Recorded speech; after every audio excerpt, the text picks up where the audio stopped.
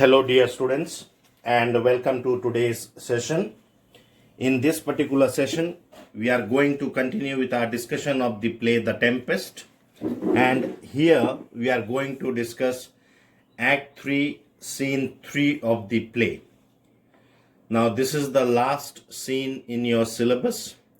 In class 11, we are going to cover till Act 3, Scene 3, and the rest of the portion of the play The Tempest will be covered in class 12. Now, this particular scene takes place in another part of the island. Alonso, Antonio, and King Scotius, they are tired after a long search for Ferdinand. Gonzalo suggests that they should stop and take some rest. King Alonso himself admits that he too is tired, and now, after a futile search, he is convinced that Ferdinand is drowned in the sea, and thus Alonso has no hope of finding him alive. Antonio, in an aside to Sebastian, tells him that he is happy that the king is disappointed and he is out of hope. Why is he happy? He is happy because this would help them to carry out their plan. Both Sebastian and Antonio agree to take advantage of their weariness due to travel and consequent lack of vigilance to take care of their safety. They decide to carry out their plan later in the evening. While these two characters are plotting to commit the murder, some strange music is heard. Prospero enters the scene amidst the music. He is invisible to others. Along with him enter several strange shapes, and they are carrying with them a banquet of food. They dance about with proper salutation and invite the king and others to eat. However, before they could touch the food, the strange shapes disappear, leaving the food behind. Everyone is surprised. Sebastian says that he would no longer doubt the incredible tales that are narrated by travelers. Antonio too agrees with him. And then there comes a thundering, and Ariel enters the scene in the shape of a harpy, with the face of a woman and the body of a vulture. Okay, a harpy with the face of a woman and the body of a vulture. Immediately, the banquet vanishes, and Ariel begins to accuse Alonso, Sebastian, and Antonio for their sin. Though Ariel's speech is in the presence of others, it is heard only by the three men whom he accuses. The three men, on hearing the voice of Ariel, they draw their swords to attack him. But Ariel warns them not to draw their swords against ministers of fate, for they may well be stabbing the waves or using the swords against the wind. Ariel tells them that it is destiny that brought them to the island to be punished for their sin of usurping the dukedom from Prospero and abandoning him on the wild sea. He tells them that Alonso's son is dead, which they must consider to be the beginning of their sorrows. Then Ariel vanishes amidst thunder, and Prospero congratulates Ariel for his good performance. The three persons, that is, Alonso, Antonio, and Sebastian, they are so affected by what they heard that they run away. Gonzalo had not heard the speech, but when he sees Alonso running away, he assumes that their guilt has worked on them like a slow poison. He asks those who are strong enough to follow them so that they do not harm themselves after being provoked in such a strange manner. So, this is what basically happens in this particular scene.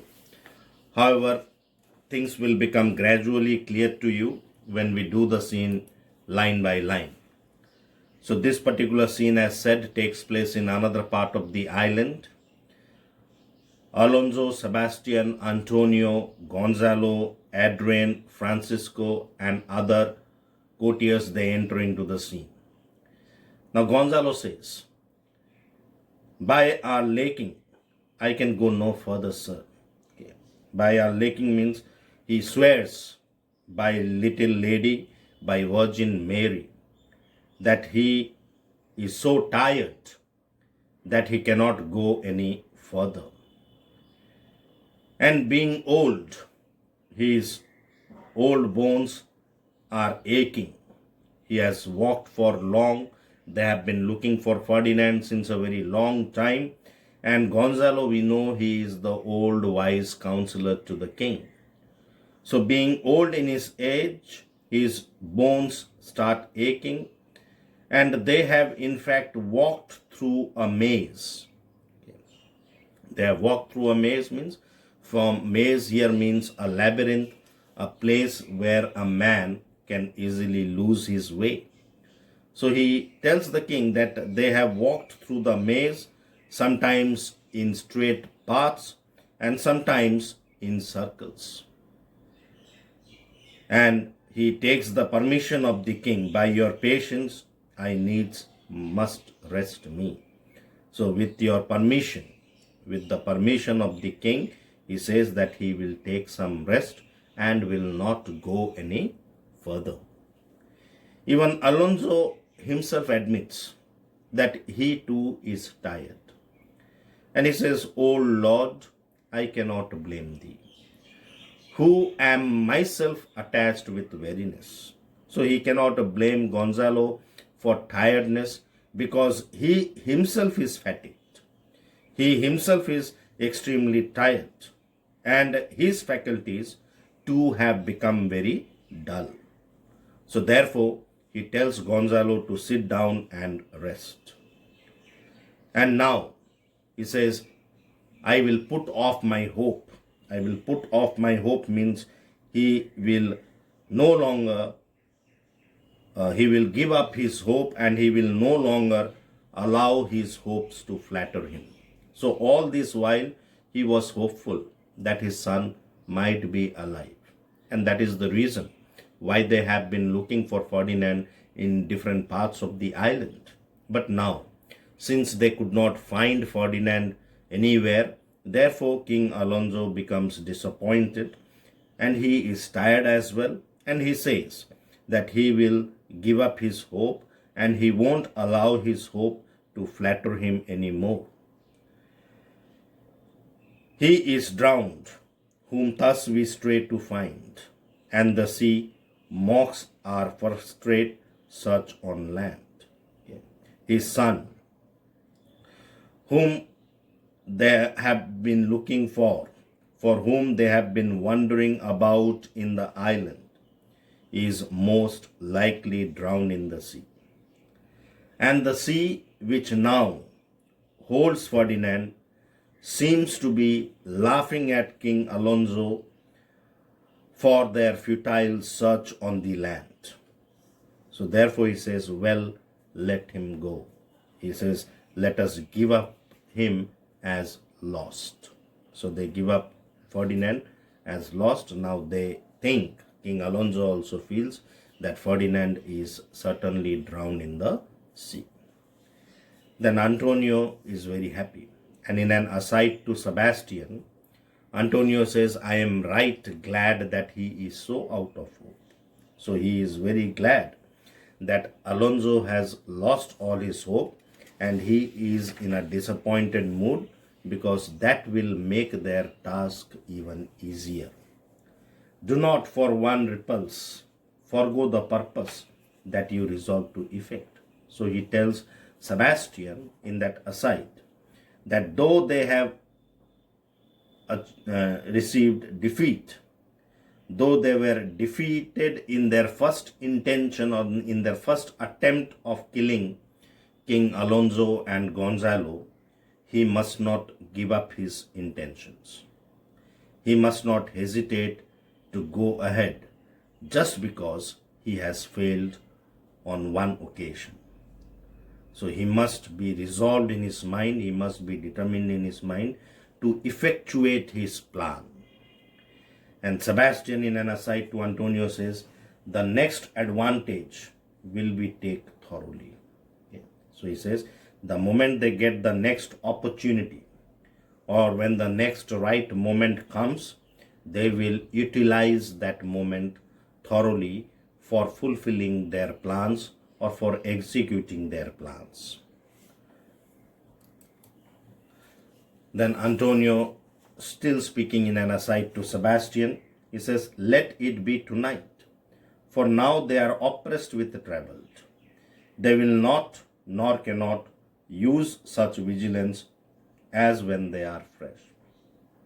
So Antonio proposes Sebastian that the right moment could be that particular night itself. So Antonio says that they can execute their plan that particular night itself because the entire party, that is King Alonso, Gonzalo and the other courtiers, they all are extremely fatigued and tired because of the long journey. And since they are tired, they are not as vigilant, as careful or watchful as they were when they are fresh. So compared to the earlier stage, they were very vigilant, they were very watchful, but now fatigue has overtaken them. So since they are extremely tired, they will not be vigilant and watchful that particular night, and therefore he says, Sebastian, that it would be the right time for them to execute their plans. And Sebastian tells him, I say tonight, no more. Okay, so he agrees. He agrees to Antonio, and he assures Antonio that they will carry out their plan that particular night, and he tells Antonio not to speak any more about their plans. So the moment he says this, all of a sudden there is some solemn and strange music heard in the air. They are able to hear some solemn and strange music coming from the air. Alonso is surprised the moment he hears that solemn and strange music. And he says, what harmony is this? My good friends, hark. Okay. So he is surprised and he says, what music is this? Where is it coming from? And he tells his other courtiers, as addresses them as good friends, and tells them to listen to that music. And Gonzalo also very attentively listens, and he also praises that music. He says, marvelous, sweet music. It is extremely sweet music. Just then, Prospero enters above them, and he is invisible to them. Okay. And along with Prospero, several strange shapes make their entry. Now, these strange shapes are visible to the courtiers, to the party. Prospero is not visible to them. And these strange shapes, each of them, they bring in a banquet. They are holding a tray in their hand with some food in it. And carrying trays for a feast, for a banquet, they begin to dance around the trays and dishes with gestures of greeting and salutation, with gentle actions, as if they were inviting the king and others to join for the banquet and start eating, and leaving the trays hanging in the air with the food in it, they depart. These strange shapes depart. After inviting a greeting with kind gestures of greeting and inviting the king and others to eat, the strange shapes depart. Then Alonso is very surprised. He says, give us kind keepers, heavens. Okay. He says, that these appear to be good angels that are sent by God to protect them. Okay, just like manna dew was spread upon the weary travelers. So Alonso feels that these strange shapes, they are good angels who have been sent by God to protect them. And what are these? Okay, what are these means referring to the food. Okay. Then Sebastian, a living drollery. Now I will believe that there are unicorns, that in Arabia there is one tree, the phoenix throne, one phoenix at this hour reigning there. So Sebastian says it is a living drollery. Here drollery means a puppet show. Okay. It appears to him as if it is a puppet show with living persons. And since he has seen this strange happening, this strange incident, therefore from now on he says that he would start believing that there are unicorns. What is an unicorn? Unicorn is a non-existent animal believed to have a horse's body and a single straight horn on its head. So you must have seen in some cartoons and all, an animal with a horse's body and a single straight horn on its head. Now this animal does not exist anymore. Okay. So he will believe that unicorns still do exist. Okay. And he would also believe that in Arabia, on one tree, there lives a bird known as phoenix, and it is the phoenix throne. The phoenix throne means the next of the phoenix, which is high on a tree in Arabia. And phoenix also is a bird that does not exist anymore. So according to a myth, there is only one bird of this kind at one time. There can be only one phoenix at one time. It lives for 500 or 600 years in the Arabian desert and then burns itself to death. And from its ashes arises another bird of the same kind, and the same process is then repeated. So you see, these are all mythical birds. They do not exist anymore, and we cannot find a phoenix in the real world. But these are strange illusions or stories that have been passed down from one generation to another. Now Sebastian says that he would believe that unicorns still exist and still there is a bird, phoenix, living in Arabia. He would believe in those stories. Why? Because if this, he could believe the thing which has happened just now before their eyes, that the strange shapes appear with the food before them, they dance, they greet, they welcome them, and then they disappear, leaving the food behind them. Okay. So if that can happen, then this is also possible. So he says he would believe in all these stories from now on. And Antonio also, I will believe both. He says that he will believe in both. He will believe that there is unicorn also, there is phoenix also. He will believe in the existence of both these animals. And what does else want credit? Come to me. And if anything lacks credibility, and if there is any other story that is not believed by people, let it be narrated to him. And he swears that it would be true and he would believe in that particular story.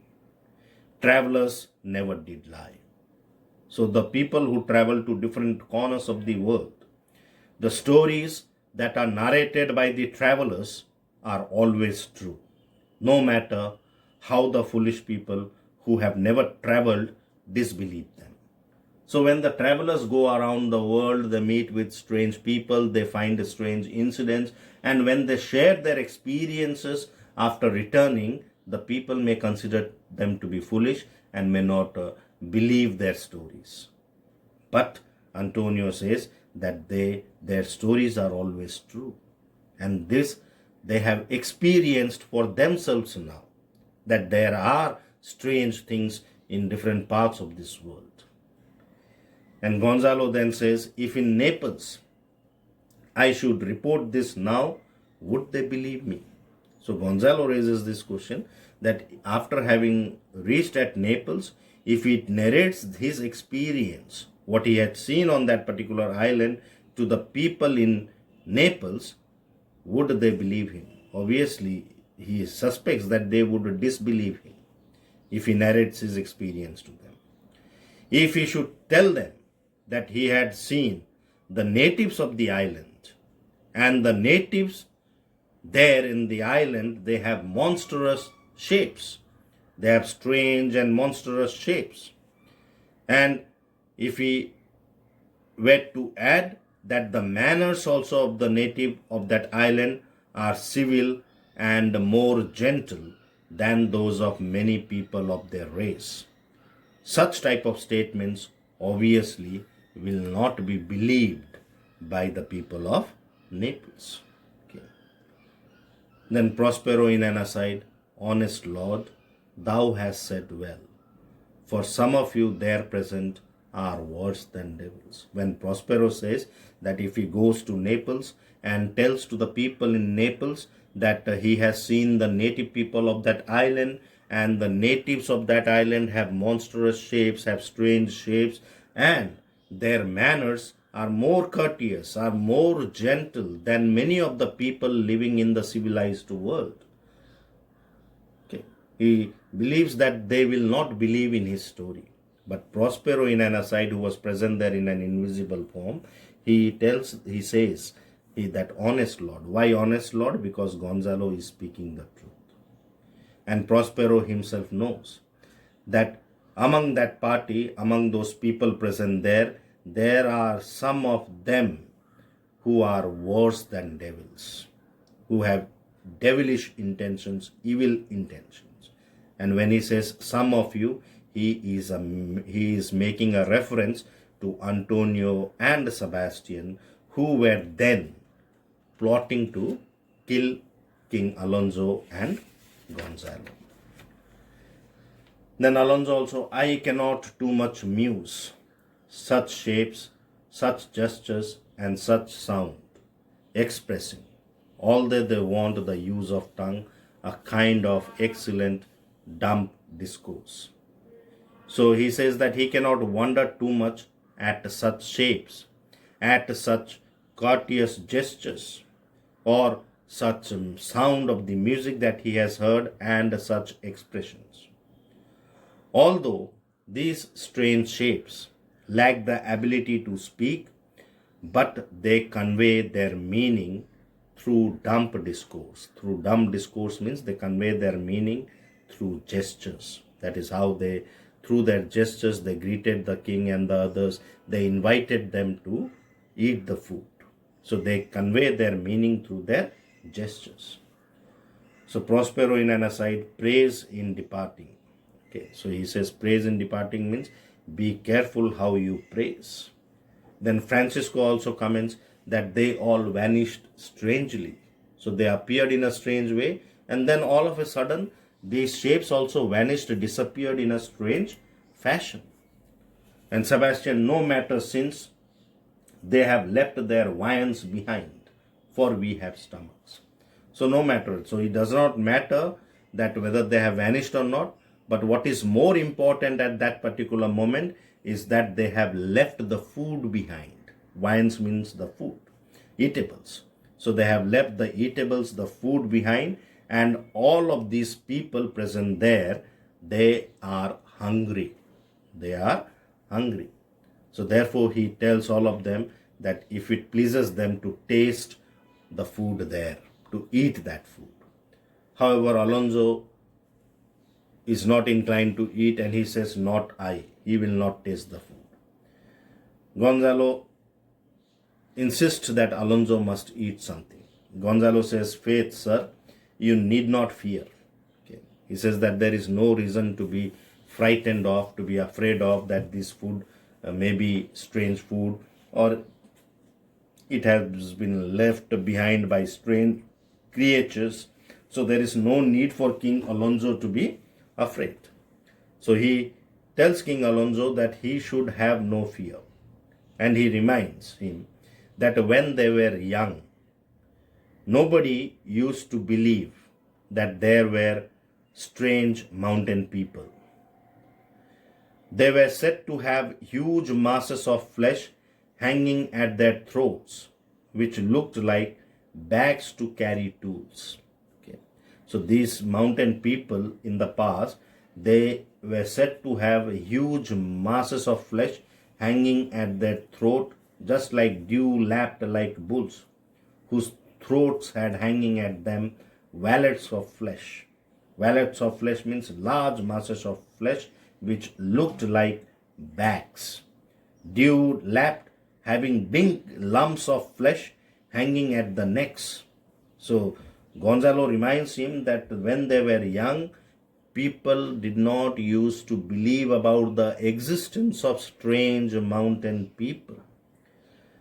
It was said that these people used to have huge masses of flesh hanging at their throats, which looked like bags to carry tools.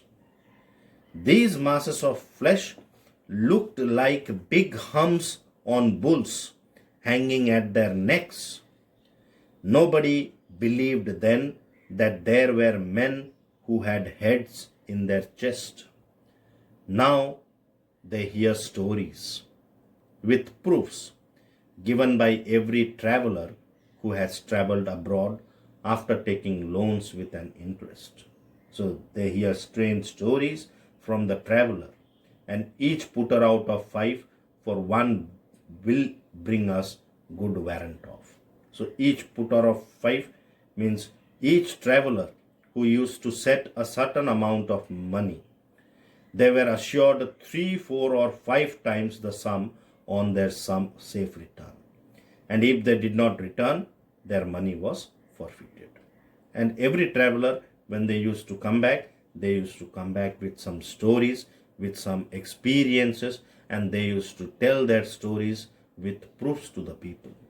So there are strange things happening in the world. That is what Gonzalo means to tell to Alonso. Then Alonso also, he says, I will stand to and feed. Although my last, no matter since I feel, the best is past. Brother, my lord, the Duke, stand to and do as we. So Alonso gets ready to eat, and even although he says that this would be his last meal, because since he feels that the best part of his life is over. And he tells Sebastian that, brother, my lord, the Duke, you also follow my example and start eating. He also invites Sebastian as well. Okay. So just when they are about to go to eat or start eating, just then there is thunder and lightning. Okay. This is also supernatural. Okay. There is thunder and lightning. Already these trays were in the air and with the food. When these people are about to begin eating that food, there is thunder and lightning, and then Ariel enters into the scene like a harpy. Okay. Now what is a harpy? Harpy is a mythical monster with the body of a woman and the wings and claws of a bird. So here Ariel had the head of a woman, of a maiden, and he had the wings and claws of a vulture. So he enters like a harpy, a mythical monster. And he claps his wings upon the table that was laid. The moment he claps his wings upon the table on which the trays were kept, and in a very clever way, with a very clever device, the food and the banquet all disappears. All of a sudden the banquet disappears, the table disappears, the food also disappears that was kept on that table. Okay. So, and that surprises the party or this group of people even more, because these are some strange things they see happening right before their eyes. Okay. So we do till here in this video. In the next video, we'll be continuing with the rest of the scene. So thank you for watching. Do not forget to like, comment my video, and please do subscribe to my channel.